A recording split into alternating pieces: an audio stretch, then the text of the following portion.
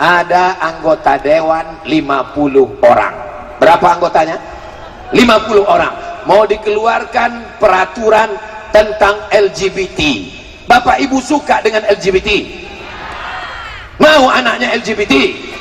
Tiba-tiba mau dikeluarkan peraturan boleh LGBT buat acara terbuka, diadakan voting. 50 anggota dewan diadakan voting. 26 setuju, 24 tak setuju. Yang mana yang menang? Yang setuju. Jangan heran nanti datang laki-laki, badannya berotot, kumisnya melintang, tapi melambai. Kemana? Maka mesti memilih orang yang benar. Orang benar, pilih orang benar, supaya dia duduk di parlemen memperjuangkan kebenaran. Setuju? Takbir. Saudara yang dimuliakan Allah Subhanahu wa Ta'ala, kita tinggal di negara kesatuan Republik Indonesia, berbagai macam suku, bangsa dan agama, multipartai, warna-warni, tapi kita semua mesti sadar kita akan mati menghadap Allah, dan kita akan diminta tanggung jawab di hadapan Allah Subhanahu wa Ta'ala. Ibu-ibu mati, bapak-bapak lebih cepat. Orang kaya mati, orang miskin setengah mati. Apalah gunanya hidup ini kalau tidak pernah dipakai untuk amar ma'ruf nahi mungkar. Kebetulan Abdul Somad bicara di depan orang ramai, khutbah Jumat, pengajian di kantor, tabligh akbar di tanah lapang. Selama manusia masih mau mendengar, masih mau berkumpul, saya tidak akan pernah berhenti berbicara. Kalau dihadang tidak boleh pengajian, saya akan bicara di rumah sendiri pakai handphone berdua saja. Hai guys, dimanapun berada, marilah kita senantiasa menjaga kebinekaan, kebangsaan. Siap jaga Padang Lawas, siap jaga Sumatera Utara, siap jaga Indonesia, siap jaga NKRI. Takbir. Saudara yang dimuliakan Allah Subhanahu wa Ta'ala, setan tidak pernah berhenti menggoda. Maka jangan berharap kalau kita diam kebenaran akan menang. Sesungguhnya kebenaran tidak pernah kalah, kebatilan tidak pernah menang. Yang jadi masalah, orang yang benar diam, orang yang batil bicara. Orang yang betul diam, orang yang batil ngomong. Saking banyaknya orang batil ngomong, orang yang betul merasa batil, yang batil merasa betul, yang betul merasa batil, yang batil merasa betul. Gara-gara apa? Gara-gara orang yang betul diam, orang yang batil bicara. Maka speak up, bicaralah. Parlemen, bicaralah, membicarakan yang benar-benar. Mudah-mudahan kita tidak pernah takut menyuarakan kebenaran. Betul? Intan surullah, kalau kau tolong agama Allah, yansurkum, Allah akan menolong kamu. Assalamualaikum Pak Haji. Waalaikumsalam. Boleh saya jalan-jalan sama anak Pak Haji sebentar? Boleh apa boleh? Selangkah kau langkahkan kaki dari rumah ini, selangkah juga aku masuk neraka. Sekali tidak, tidak. Kalau memang kau jantan, jangan kau membawa bunga mawar. Kalau memang kau jantan, kau bawa mahar. Boleh untuk update status besok pagi. Kalau memang kau jantan, jangan bawa bunga mawar. Kalau memang kau jantan, kau bawa mahar. Amin. Betapa senangnya Pak Haji menikahkan anak gadisnya. Kunikahkan engkau dengan anakku dengan mahar, mengajarkan surat Ar-Rahman. Indah apa tak indah? Di hari yang sakral, hari yang suci, seorang bapak menikahkan anaknya.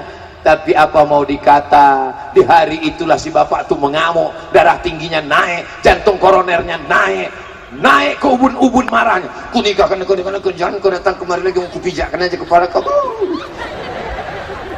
Gara-gara apa? MBA, married by accident. Ketawa pula anak-anak ini, macam paham aja kalian. Mudah-mudahan Allah menjaga anak-anak muda kita ini semua. Anak-anakku sekalian, kalian yang masih sekolah serius saja belajar. Nanti ada di antara kalian ini yang jadi bupati Padang Lawas, ada di antara kalian yang jadi gubernur Sumatera Utara, ada di antara kalian yang akan jadi DPRD Kabupaten Kota DPR RI, ada di antara kalian ini yang jadi dokter spesialis, ada di antara kalian ini jadi polisi, ada yang di antara kalian ini jadi hakim, jadi jaksa. kalian akan melanjutkan perjuangan agama Allah. Allahu Akbar. Saya semangat hari ini, kenapa? Saya tengok anak-anak muda yang luar biasa. Seandainya di depan saya ini orang tua semua, semangat, tak semangat.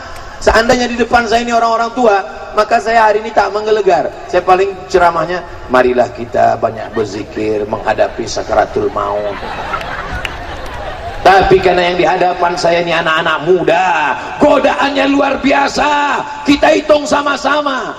Ganja, narkoba, zina, LGBT, medsos, Instagram, Telegram, kilogram, TV, parabola, aliran sesat, sekuler, liberal, ateis, agnostik, komunis, merusak kepala anak kita. Siapa yang bisa menjaganya? Yang bisa menjaganya adalah DPR. Dengan apa? Perda, peraturan daerah. Tidak boleh mabuk. Ustadz berceramah di masjid, jangan minum khamar, jangan pakai narkoba, jangan mabuk. Tapi orang di parlemen bisa buatkan peraturannya. Kalau di pusat undang-undangnya, kalau DPR keluarkan perdanya. Kalau DPR tidak mau mengeluarkan perda, bupati mengeluarkan perbuk, peraturan bupati. Ketika masih ada kekuasaan, ada jabatan, tanda tangan masih laku, pakai menolong agama Allah. Setuju? Jangan nanti udah pensiun barulah, mana yang bisa kan bantu. Ustadz Somad, saya mau menolong agama Allah. Bapak sekarang bupati? Tidak. Kapolres? Tidak. DPRD? Tidak. DPR RI? Tidak. Lalu bapak sekarang apa? Di rumah aja. Banyak-banyak istighfar aja lah Pak. Astaghfirullah Rabbal baraya, astaghfirullah minal khataya, Rabbi zidni ilman nafi'a wa wafiqni amalan saliha. Innal insana lafi rugi semuanya.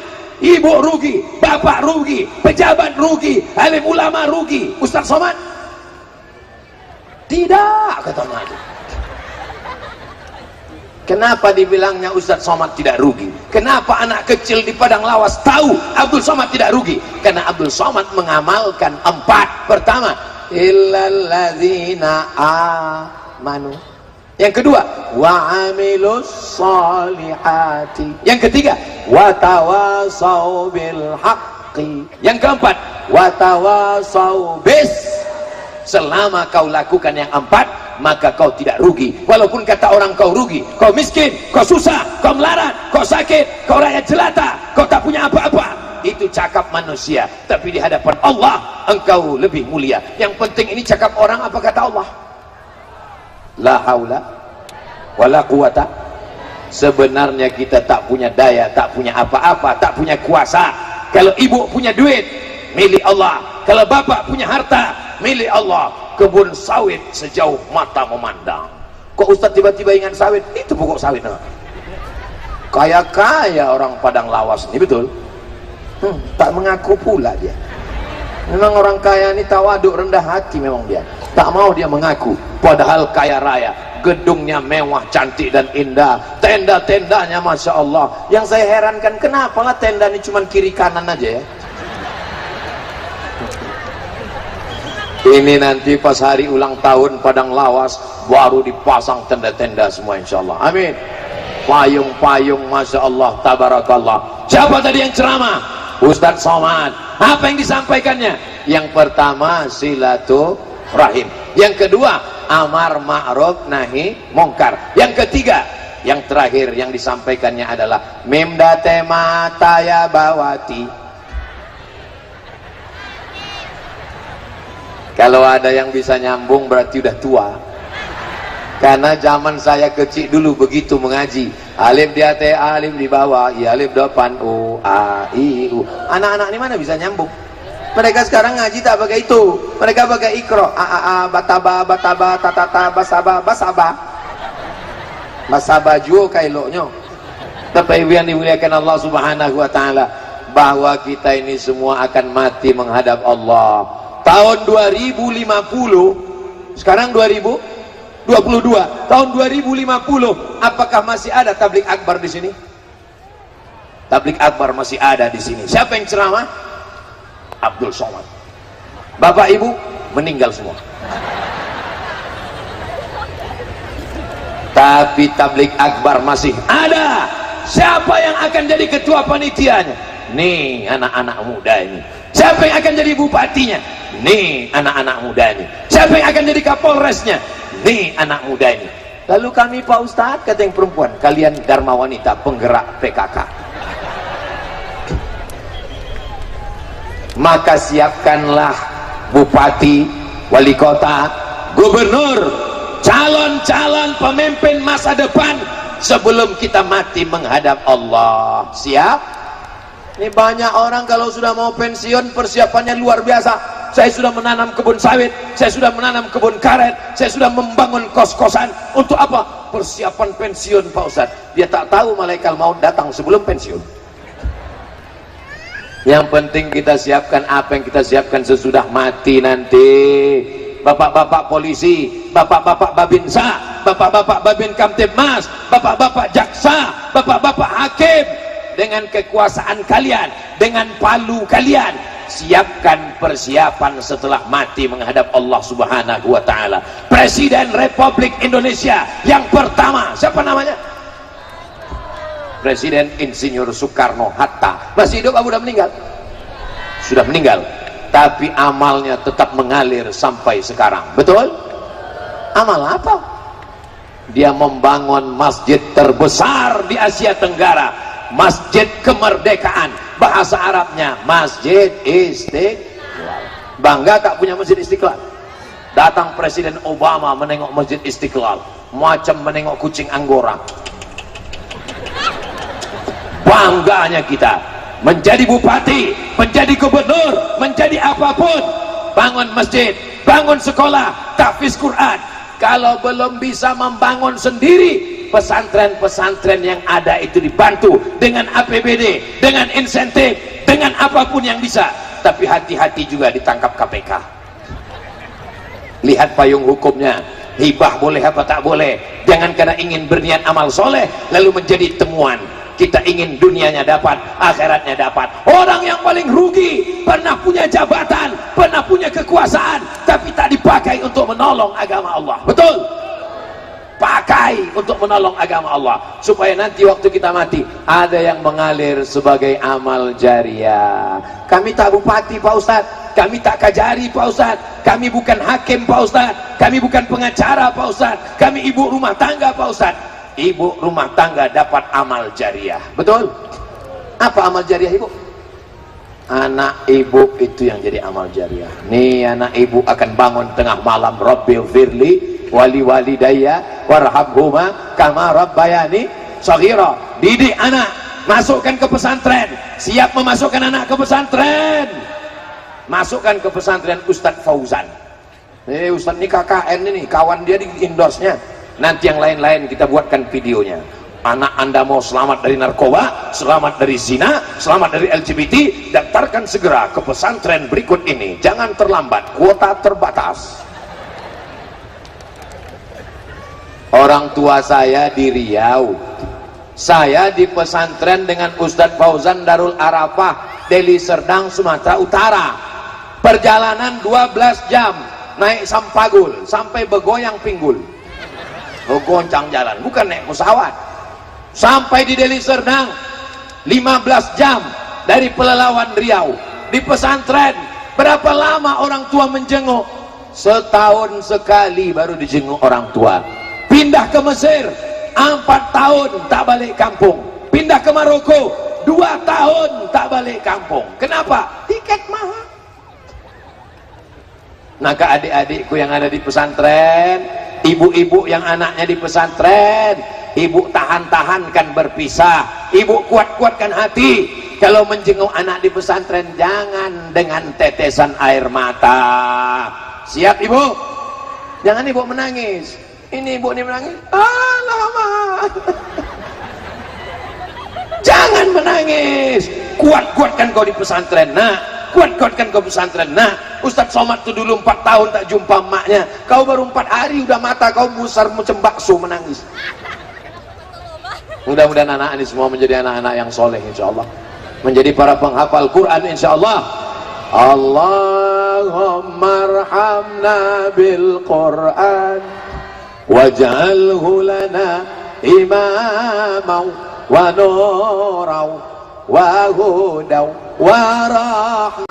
Allahumma dhakkirna minhu ma nasina wa 'allimna minhu ma jahilna warzuqna tilawatahu ana al-laili wa atrafan nahar waj'alhu lana hujjatan ya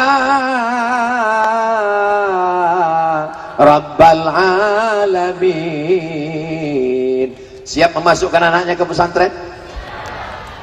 Saya tak maulah anak saya ke pesantren, saya tak maulah anak saya masuk pesantren. Nanti kalau anak saya pesantren jadi ustadz kurus macam Ustadz Somad. Masuk pesantren bisa jadi anggota DPR RI. DPR RI itu punya semuanya, kantor dinas, rumah dinas, mobil dinas, bini dinas. Kalau tak percaya tanya sama beliau. Anak yang hafal Quran tamat pesantren bisa kuliah di Inggris. Ustaz kau tahu anak beliau tadi kuliah di Inggris, menantunya hafal Quran, dokter gigi. Pak dokter bisa jadi bupati. Jadi apapun bisa. Siapa bilang anak pesantren tak bisa? Bisa apa tak bisa? Bisa. Benteng terakhir pertahanan umat Islam adalah pesantren. Siapa yang bisa menghadang LGBT yang begitu deras, akan membuat kontes, akan membuat acara? Masih bersyukur kita masih ada anak-anak pesantren di padang lawas yang militan, yang taat, yang takut kepada Allah. Allah jaga padang lawas ini dengan benteng pondok-pondok pesantren insyaallah. Amin. Guru fisika diangkat jadi PNS, guru matematika diangkat jadi PNS, guru kimia diangkat jadi PNS, guru pesantren macam kerakap tumbuh di batu, hidup segan mati tak mau. Padahal pesantrenlah yang memerdekakan negeri ini dari Belanda. Negeri ini merdeka, negeri ini merdeka lebih dulu mana? Negeri ini atau pesantren? Pesantren. Pesantren Mustafawiyah Purba Baru berdiri tahun 1912. Indonesia merdeka tahun 1945. 17 Agustus tahun 45, itulah hari kemerdekaan kita. Deka, nusa dan bangsa, hari lahirnya bangsa Indonesia 1945 guys. Tapi pondok pesantren jauh lebih tua. Pesantren Lirboyo, pesantren Tebu Ireng, pesantren Mustafawiyah, pesantren Inyak Canduang, pesantren setelah pesantren berdiri mengajarkan jihad, bahwa membunuh Belanda, kalau kalian mati ditembak Belanda kalian mati syahid. Allahu Akbar. Akhirnya Belanda pulang ke Amsterdam pontang-panting, tinggal terong Belanda. Siapa yang mengajarkan kalau mati ditembak Belanda mati syahid? Kalau bukan ulama. Ada dukun mengajarkan begitu. Indonesia ini merdeka bukan karena dukun. Setelah merdeka lah baru dukun nih tampil ke depan. Dukun pun tampil ke depan. Waktu diejek, waktu dibully, waktu disudutkan, dukun pun melapor juga ke polisi ujungnya. Rupanya dukun pun ketakutan juga. Kalau memang bisa kalian menyantet, santetlah musuh-musuh kalian itu, betul. Bapak Ibu yang dimuliakan Allah Subhanahu wa taala, Allah akan tetap menolong negeri ini selama masih ada orang yang beristighfar. Wa ma kana Allahu yu'adzibahum wa anta fihim wa ma kana Allahu mu'adzibahum wa hum yastaghfirun. Allah tidak akan menurunkan azab selama padang lawas beristighfar. Astaghfirullahalazim. Paling pendek. Yang agak panjang, astaghfirullahalazim alladzi la ilaha illa huwal hayyul qayyum. Yang lebih panjang, tarik nafas, Allahumma anta rabbi la ilaha illa anta khalaqtani wa ana abduka wa ana ala ahdika wa wa'dika ma sata'tu a'udzubika min syarri ma sana'tu abu laka bi ni'matika alayya wa abu bi dhanbi faghfir li fa innahu la yaghfiru dzunuba illa anta. Kalau tak hafal tak usah bersuara, gerak-gerakkan aja mulut.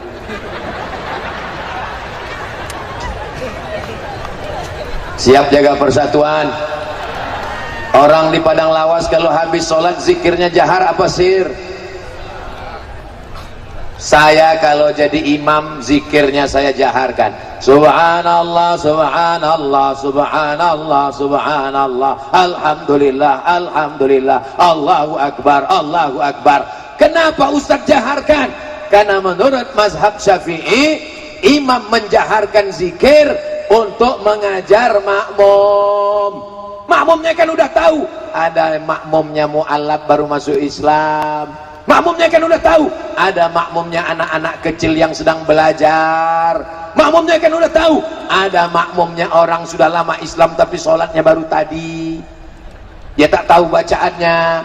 Anak-anak ini pulang sholat ditanya sama emaknya, siapa imam tadi nak? Ustaz Somad. Apa zikir yang dibacanya? Apa dibacanya? Aku tak dengar. Tak apa kata dia. Makanya saya zikirnya jahar. Doanya di Padang Lawas sendiri apa rame-rame?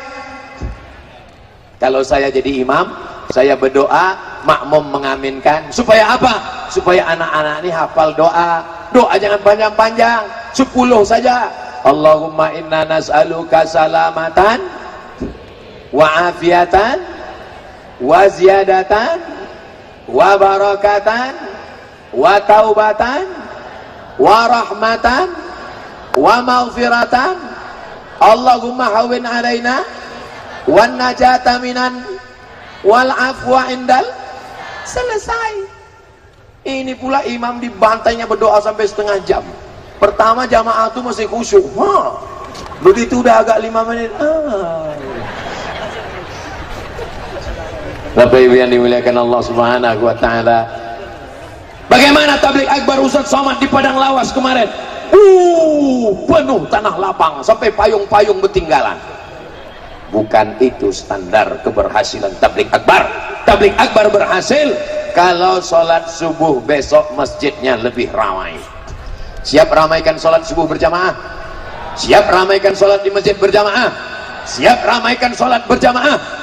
Alhamdulillah Ustaz Somad, di tempat kami masjid ramai. Kapan itu Bu? Idul Adha. Kalau Idul Adha pasti orang ramai bawa kupon mau ngambil daging kurban. Jangan sampai ke masjid seumur hidup cuma 2 kali. Yang pertama akad nikah, yang ketiga sholat jenazah. Imam nih baik, tak pernah ke masjid, sombong. Kalau dipanggil sama muazzin, hayyalas shalah, apa kata dia mengejek? Kau aja duluan lah. Tapi imam ini tak pendendam. Begitu dia meninggal dunia, maka imam tetap menyolatkan usolli ala hadhil janazah arba'at takbiratin fardul kifayah, imaman, walaupun dia tak pernah ke masjid lillahi ta'ala. Allahu akbar. Untung bukan saya imamnya. Kalau saya imamnya tak mau saya solatkan. Ustaz ini ada jenazah, tengok mukanya. Oh ini yang ngejek kemarin, kalian bawa ke laut, kasih makan ikan paus. Satpol PP, betul. Polisi, tentara, pemuda Pancasila, AMPI, mereka berseragam. Ini apa nih Bang? Hah? MPK, IPK. Oh, MPK pupu itu. IPK, Ikatan Pemuda Karya. Hebatnya. Mereka cuma 2 orang aja. Ada yang lain? Masya Allah, tabarakallah. TNI ada Pak Asibuan, tentara ada Pak Tobing, Masya Allah ada Pak Harahap. Itu enaknya di Padang Lawas nih, berujung semua namanya, hadir semuanya. Masya Allah. Ibu bangga tak menengok orang berseragam-seragam ini datang pengajian? Bangga kan? Bilang aja bangga. Saya terus terang, saya menengok orang berseragam-seragam ini datang pengajian, bangga saya.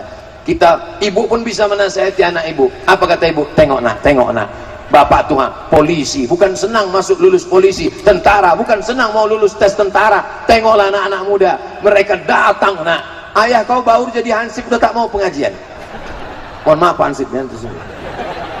Saudara yang dimuliakan Allah Subhanahu wa taala, mau polisi, mau tentara, mau IPK, mau pemuda Pancasila, mau Satpol PP, apapun namanya, kalau mati tetap membawa kain putih. Ada orang Islam mati bawa seragam, tinggal di lemari, dituliskan di lemari, dimasukkan ke lemari. Setiap istrinya buka lemari, asal membuka lemari, pas ditanya orang, kenapa kau menangis? Warisannya sedikit kali. Kalian pikir mereka ini menangis karena sayang? Kaulah bulan, kaulah bintang, bang. Jangan lama-lama pergi pengajian ya, bang. Setengah napasku pergi. Alah, itu kan sementara kau hidup, bang. Begitu kau mati berubah. Selama ini kau hidup sehidup semati. Begitu mati kau mati, aku hidup. Betul kan, Bo? Betul kan orang nih? Maka siapkanlah bekal amal soleh menghadap Allah, karena kita semua akan mati menghadap Allah, karena kita semuanya akan berhenti jantung berdetak, berhenti mata berkedip, berhenti telinga mendengar. Kalau jantung berhenti berdetak, maka darah berhenti mengalir. Kalau darah berhenti mengalir, berubah menjadi nanah, dimakan cacing tanah, diciptakan dari tanah, berjalan di atas tanah, akan mati masuk ke liang tanah, akan dimakan cacing. Apa yang disombongkan? Mana yang sombong-sombong? Mana orang Padang Lawas yang dulu kaya-kaya? Mati. Mana orang Padang Lawas dulu yang pejabat-pejabat? Mati. Mana orang Padang Lawas dulu yang ganteng-ganteng? Mati. Mana orang Padang Lawas yang dulu cantik-cantik? Mati. Tapi jangan gara-gara ini semuanya letoy loyo. Saya tak mau besok Pak Bupati pos rapat sama kepala dinas, gimana program kita tahun depan? Mati, Pak. Dengan mati ini kita makin semangat mencari duit supaya bisa bangun masjid. Betul? Dengan mati ini kita makin semangat bangun pesantren supaya ada amal jariah mengalir. Kalau Abdul Somad mati, dapat berita dari Pekanbaru, Abdul Somad meninggal dunia, ibu mau mengirimkan Al-Fatihah? Semangat kali orangnya. Kalau Abdul Somad mati, anak-anakku mau mendoakan Allah maghfirlahu warhamhu.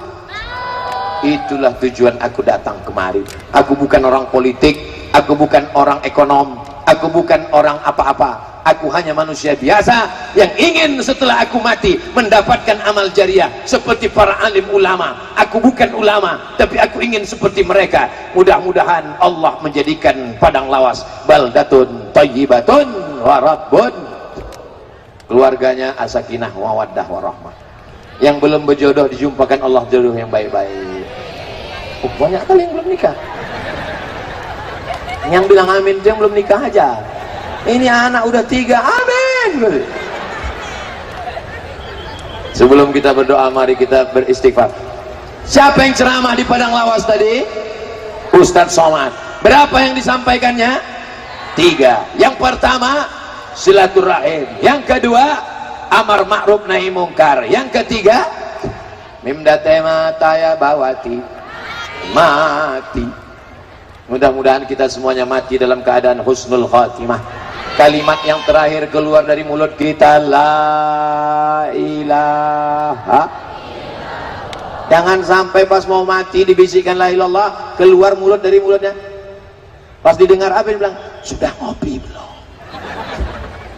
Jangan sampai keluar kata cakap dari mulutnya pas didengarkan bukan la ilaha illallah, berapa harga sawit? Tak usah kau urus-urus lagi harga sawit, tak usah kau urus-urus lagi harga pupuk. Yang kau pentingkan adalah bahwa kau mati membawa kunci surga. Man qala la ilaha illallah Muhammadur Rasulullah dakhalal jannah. Siapa yang mengucapkan la ilaha illallah Muhammadur Rasulullah, maka dia akan masuk surga. Kita insyaallah semua ini akan masuk ke dalam surga insyaallah. Bukan kata saya. Kalau saya mungkin Bapak Ibu tak percaya, tapi kata Nabi Muhammad SAW, man qala la ilaha illallah Muhammadur Rasulullah dakhalal jannah. Yakin apa tak yakin? Percaya apa tak percaya? Masa yang bezina, bejudi masuk surga juga Pak Ustaz? Masuk, cuman transit dulu di neraka jahanam. diobok-obok dulu dalam neraka. Tapi kita semuanya insya Allah tidak singgah ke neraka, karena kita selalu berdoa, Rabbana atina fid dunya wa fil akhirati wa qina azab. 7 kali habis sholat subuh, Allahumma ajirna minan nar, Allahumma ajirna minan nar, Allahumma ajirna minan nar, Allahumma ajirna minan nar, Allahumma ajirna minan nar, Allahumma ajirna minan nar, Allahumma ajirna minan nar. Kalau tak bisa satu napas, jangan paksakan, nanti takutnya putus di tengah jalan. Di akhir majelis mari kita berdoa, mudah-mudahan Allah mengampunkan dosa kita, memberikan kesehatan kepada pemimpin-pemimpin kita yang adil dan amanah, dijadikannya Indonesia baldatun thayyibatun wa rabbun ghafur. Ala hadhihi niyah wa kulli niyatin salihah. Al-Fatihah. A'udzu billahi minasy syaithanir rajim. Bismillahirrahmanirrahim. Alhamdulillahi rabbil alamin. Arrahmanir rahim. مالك يوم الدين إياك نعبد وإياك نستعين اهدنا الصراط المستقيم صراط الذين أنعمت عليهم غير المغضوب عليهم ولا الضالين آمين.